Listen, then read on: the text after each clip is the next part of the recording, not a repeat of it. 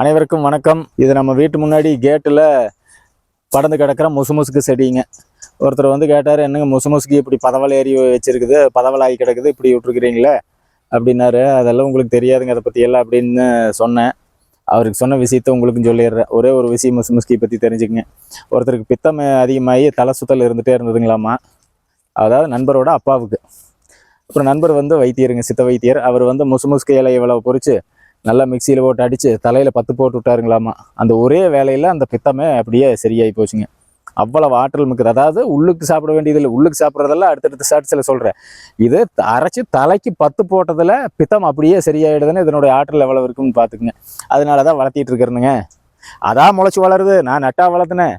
அதனால எவன் சொன்னாலும் நான் கேட்க முடியாதுங்க. எது இந்த லோக்கல் பார்ட்டிகள்லாம் வந்து வீட்டில் கசாமசானெல்லாம் பேசுகிறேன், எந்திரிச்சு ஓடிருங்கடா அப்படின்னு சொல்லிடுறதுங்க. நீங்களும் முசுமுசுக்கு செடி முளைச்சிருந்ததுன்னு விட்டுருங்க. பித்தம் அதிகமாகி போச்சுன்னா அரைச்சி தலைக்கு 10 போடுங்க. நன்றி, வணக்கம்.